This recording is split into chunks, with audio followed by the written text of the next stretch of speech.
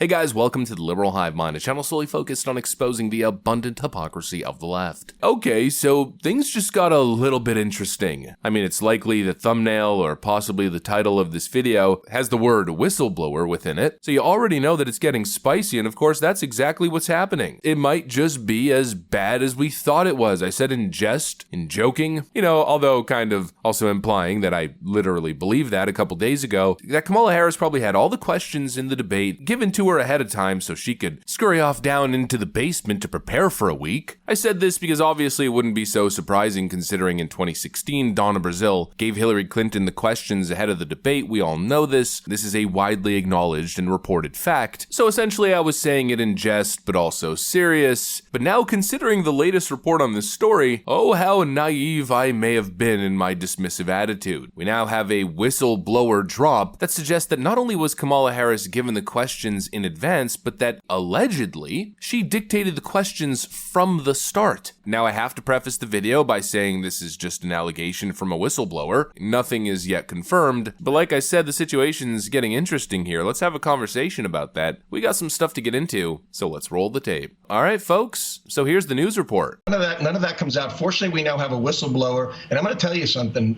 Maria. We're gonna do what we can to bring ABC in and have them answer some questions, and as well as have this whistleblower and see what's going on as they're trying to tear down the First Amendment. I'm glad you mentioned this because Fox News is reaching out to ABC for response to that affidavit and this Bill Ackman post about this whistleblower. We want answers, but Bill Ackman posted this on X about an alleged ABC whistleblower affidavit that says Harris's campaign dictated the debate questions, camera angles, and the fact-checking of Trump at the debate. He writes, quote, "Sadly for the state of truth in media, I expect the whistleblower allegations will be deemed to be true." Ackman also pointed out that ABC News' David Meir and Lindsay Davis have yet to make any statements on the alleged affidavit. He said, quote, "If you are not guilty as alleged, you have no choice but to immediately issue a statement denying the claims, for silence is an admission of complicity." ABC News has already denied allegations of collusion between the presidential debate moderators and the Harris campaign. We know Lindsay Davis is her sorority sister, but they told the Daily Beast last week, absolutely not. Harris was not given any questions before the debate. We've reached out to ABC to verify the affidavit and for a statement on these accusations, Congressman, but this affidavit and this whistleblower story is gaining traction. Yes, absolutely, and as it should. We need to find out what the truth is. And the thing is this, we all saw it. We actually don't need a hearing to know what we saw, but we're going to look to do it so as we can provide some evidence as to how manipulative they are.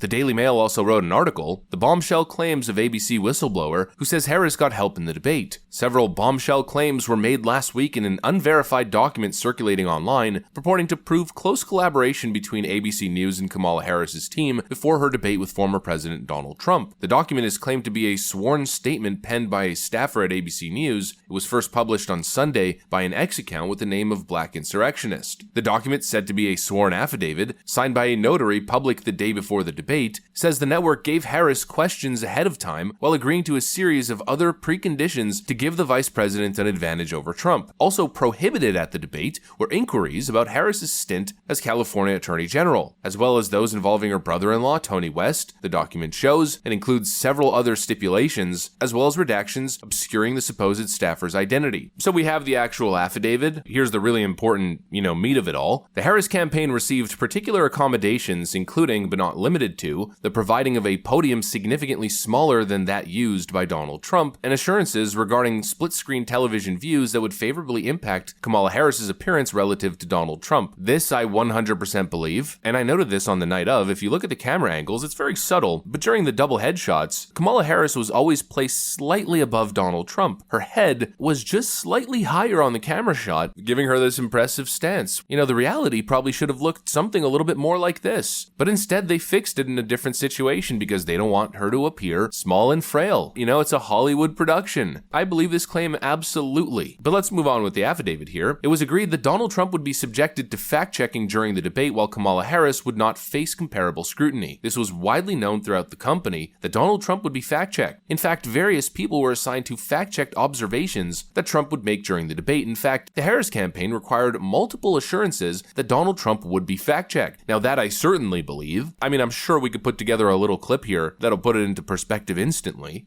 There is no state in this country where it is legal to kill a baby after it's born. President Trump, as you know, the FBI says overall violent crime is actually coming down in this country. But the question was about you as president, not about former Speaker Pelosi. I did watch all of these pieces of video.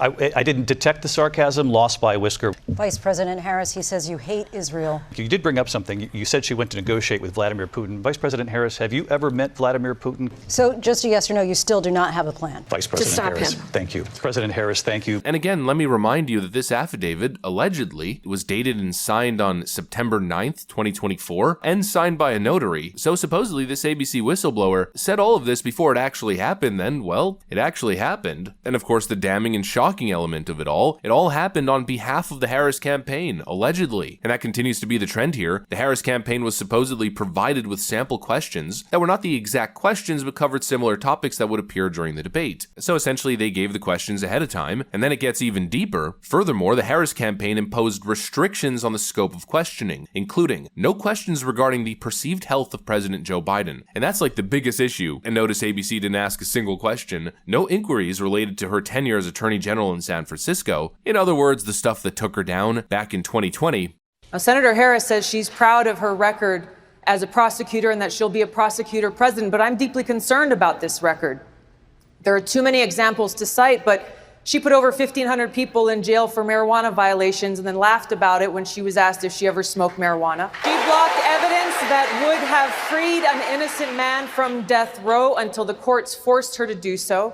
She kept people in prison beyond their sentences to use them as cheap labor for the state of California. Yeah, that's totally off limits now, isn't it? And really, in hindsight, not a single question from ABC News, really highlights the hypocrisy and the bias. No questions concerning her brother-in-law, Tony West, who faces allegations of embezzling billions of dollars in taxpayer funds and who may be involved in her administration if elected. And then the rest of the affidavit just goes on and on about the internal media bias against Donald Trump. And so that's pretty much the meat of it. ABC News, of course, is addressing the whistleblower, saying it's fake news, never actually happened. But I'm thinking, regardless of whether or not it's actually true, it is technically still true, because all of this is what happened. Avoiding important issues, some of the most discussed topics in the political sphere, something that's widely viewed as one of Kamala Harris's weakest points, the idea that she's Joe Biden's vice president, and she sat for the last 4 years, essentially lying to the American people that Joe Biden was okay when he wasn't. But ABC News never covered it. They spent the whole night attacking Donald Trump and didn't go into anything that's even slightly controversial relating to Kamala Harris. So whether this whistleblower allegation is true or not, whether this guy actually worked for ABC News, the actual content of it is true. Now the only thing left to find out is whether the allegation that Kamala Harris's campaign was behind it all, orchestrating this whole thing. That's where it gets interesting. ABC News is going to say, oh, it's fake news. The left is going to say, oh, it's fake news. But I'm saying, let's wait for more information. Maybe we'll find out who the actual individual is. I think there's already a GOP congressional inquiry on the subject, so we'll probably get to the bottom of this. I'm not going to instantly dismiss it. I think it's quite believable. If an actual legitimate notary signed on to this as a September 9th affidavit, then that makes it even more interesting. Let's see how deep the rabbit hole goes, I guess. And let's of course see how ABC continues to defend itself. Let's just say David Muir's defense isn't exactly holding up as of yet. I will say this about the debate. You guys know me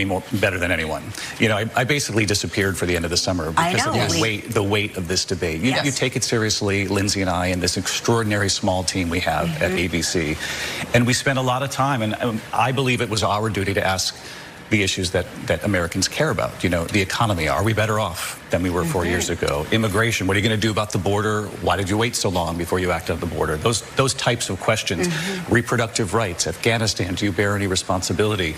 Peaceful transfer of power with the next election coming. These are all really important issues. The issues of our time, really. And I always say as a moderator, what the candidates decide to do with that time, you can ask the questions, but they'll answer with whatever they choose to answer with. That's right. And you have to be ready for whatever might come your way, even the most unexpected of moments. As you all know, you know what I'm talking about. Right. And I will say this. All of the noise that you hear afterward about, which candidate won the debate, did the moderators win or lose, that's just noise. Yeah. You all know that. The most important thing to remember is that you all have the power. Everybody at home has the power to vote.